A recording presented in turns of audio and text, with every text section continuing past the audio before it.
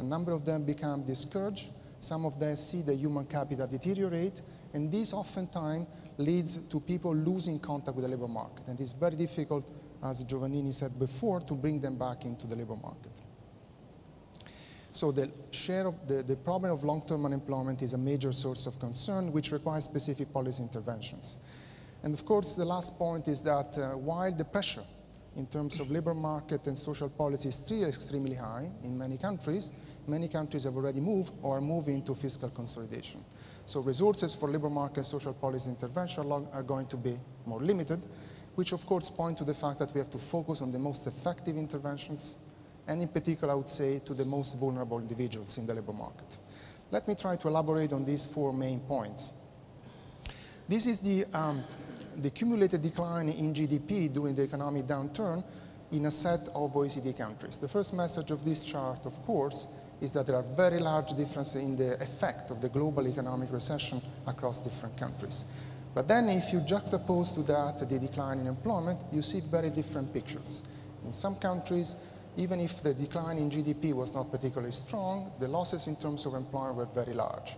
The United States, Spain, Ireland, and a number of other countries. Others saw significant, even larger in some cases, decline in GDP, and yet not a major loss in terms of employment.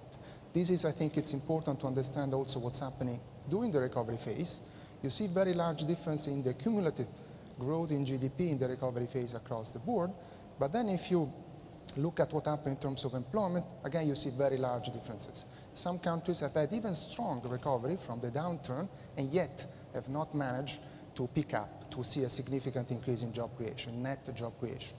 Part of the story is because those countries where the adjustments was in terms of reduction in working time have seen the pickup in output being translated into increase in working time rather than more employment. But I think this is just an important point to signal how different is the situation even within the European countries, and therefore how different should be the reaction in terms of policy response. Now, this is the unemployment rate before the crisis at the end of 2007. Again, the message of this is simply that there were already significant difference in terms of the unemployment rate after a period of significant growth in many of the OECD countries. But then let's see how the unemployment actually increased during the economic downturn. The little arrow points to the maximum level of unemployment that was reached in general at the end of 2009 or at the beginning of 2010. Now, what is problematic is also that if you look at the situation today, which is the little white dot that you have in the chart, you see that while some countries on the left had a little increase in employment, have seen the unemployment, however, declining already during the economic recovery, some of the countries on the right-hand side had a huge increase in unemployment, and the little dot is very close to the point of the arrow, meaning that we are at the peak in terms of unemployment or very close to it. So there's been very little improvement in terms of labor market conditions, despite the fact that a number of these countries are already well into the recovery. This is the second point I was mentioning before, the incidence of long-term unemployed, the number of unemployed who have been without a job for 12 months or more. This is the situation again before the crisis, at the end of 2007. You can see large difference across the board. In some of the European countries, 40 or 50% of the unemployed already spend more than a year without a job. But see that this has increased even further.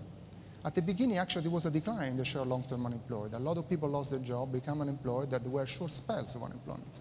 But as the crisis moved on, and now we move into a jobless recovery in many countries, a number of those who have lost their job during the economic downturn have not managed to go back into employment and join the ranks of the long-term unemployed, which I think is now the major source of concern in a number of the OECD countries. I think Professor Giovannini mentioned that very clearly. This crisis, which is not surprising, hit different groups very differently. Here you have for the European Union and for the United States, the incidence of job losses among different groups. There are just a few points I want you to focus on. One is youth. Giovannini mentioned that. If you look at job losses among young people, it's extremely large, much, much larger for any other category. Young people have been very hard hit by the crisis. Why? If you look at the last little bar on the top panel, mainly or to a large extent because many of those who entered the labor market could not find a job, but also because they were highly represented among those on temporary contracts. And temporary contracts being the first job to be lost during the economic downturn. So young people have been very badly affected by the crisis, as well as the low-skilled, And interesting, this is a departure from the previous stories. Older workers have actually managed pretty well. Their employment has remained sufficiently high or even increased. In a number of Anglo-Saxon countries, this is due to the fact that they've seen significant losses in their pension wealth, and therefore they had strong incentive to stay on the labor market. In other countries, it's because their situation has been somewhat better than the one for young people.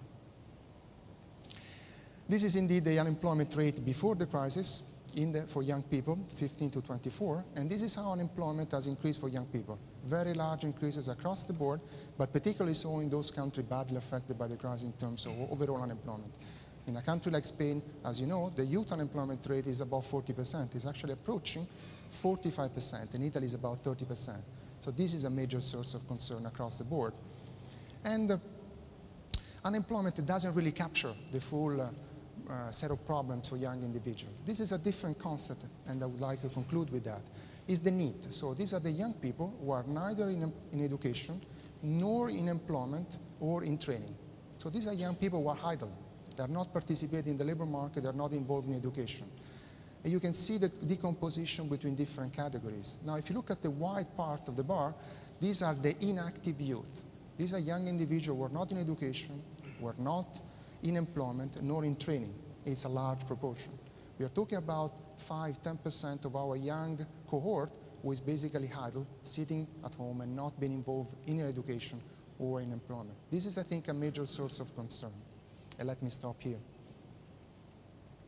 And thank you for your attention. Oh, thank you. Thank you very much, Stefano. And now we can open a little bit our eyes to the rest of the world, especially emerging countries, with Carlos Braga, who will explain to us what's going on. I hope, in a sense, will be less dramatic, but I think it is more diverse situation. Please. Thank you very much, Enrico. Is this on? Yes. Well, it's a pleasure to be here. I thank the organizers for the invitation.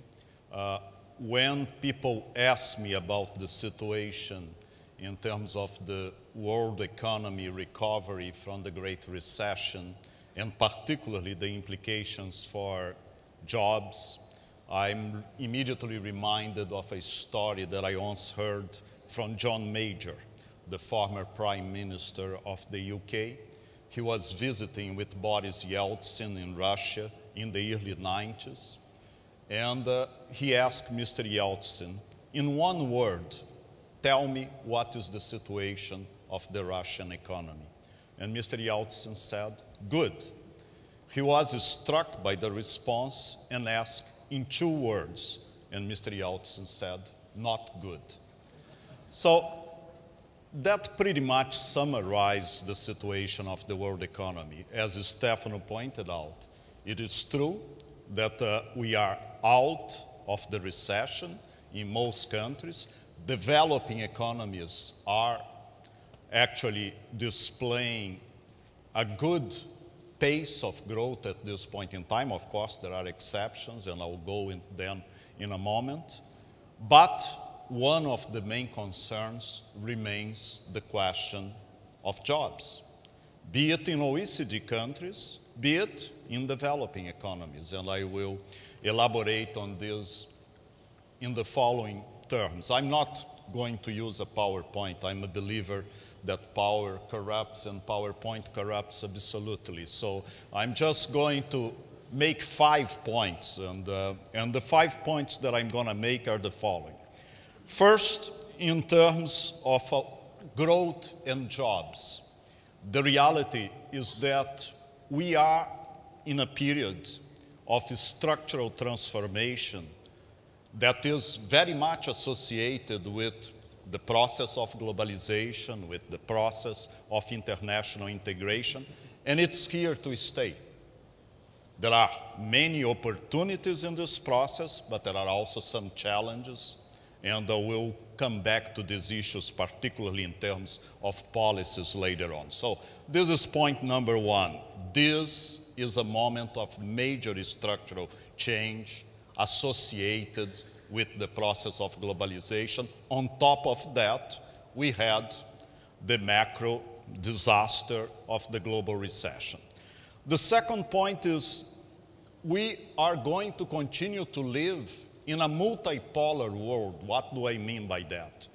Our projections, the bank just released a report called Global Horizons, in which we look how we see the world economy by 2025. And we all know that economists only make projections to make astrology look good. But there are some trends in terms of demography, some trends in terms of structural transformation that we are quite confident